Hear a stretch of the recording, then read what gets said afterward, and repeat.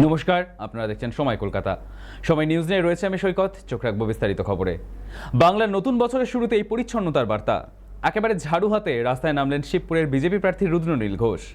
জঞ্জাল মুক্ত শিবপুর আর নয় বেশি দূর, এই শপথ নিয়েই শুরু হয় সাফাই অভিযান। জগাচার জিআইপি কলোনি এলাকায় একটি স্কুলের সামনে জমে থাকা আবর্জনা নিজেই পরিষ্কার করলেন রুদ্রনীল। পাশাপাশি ছড়িয়ে দিলেন ব্লিচিং পাউডার এবং ফিনাইলও। এমনকি স্বাস্থ্য সচেতনতার বার্তাও দেন সাধারণ মানুষকে। রুদ্রনীল ঘোষের দাবি, শিবপুর সহ হাওড়ার একাধিক জায়গায় আবর্জনা স্তূপ তৈরি হয়েছে, যেখানে থেকে ক্রমাগত ছড়াচ্ছে রোগ জীবাণু এবং বাড়ছে দুর্গন্ধ। এদিকে বিষয়টিকে কেন্দ্র করে তৃণমূলকে সরাসরি তোপ দাগেন বিজেপি প্রার্থী। নববর্ষের দিন ফের সরগরম শিবপুর বিধানসভা কেন্দ্র।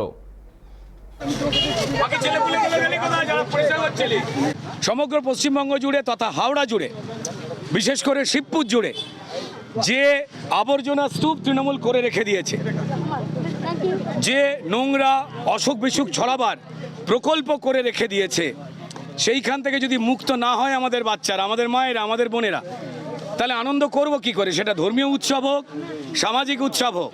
আপনারা দেখতেই পাচ্ছেন এই কাজরা আমরা পরিষ্কার করছি। পশ্চিমবঙ্গের মানুষ জানে যে এই পার্থিব কাজরা ছাড়া পশ্চিমবঙ্গের এই গন্দেগি, এই নোংরা ছড়াবার সব থেকে বড় কাজরার নাম হচ্ছে তৃণমূল কংগ্রেস, যারা লুট পাট করে নিজেরা বড়লোক হয়েছে অবৈধ উপায়ে, আর পশ্চিমবঙ্গের মানুষের জীবন, শিবপুরের মানুষের জীবন খতম করে দিয়েছে।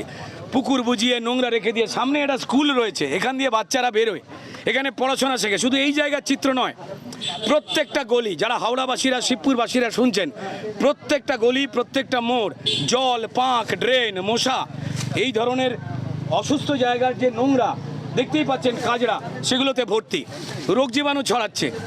মানুষ যে নববর্ষ পালন করবে যে খুশিতে, সেখানে তো তারা অসুস্থ হয়ে পড়ছে, ডেঙ্গি ম্যালেরিয়াতে অসুস্থ হয়ে পড়ছে। এই কাজরা মুক্ত বা জঞ্জাল মুক্ত শিবপুর আর নয় বেশি দূর। তৃণমূলের পরিকল্পিত এই ষড়যন্ত্র মুক্ত শিবপুর আর নয় বেশি দূর, রোগ মুক্ত শিবপুর আর নয় বেশি দূর। এটা আমাদের শপথ।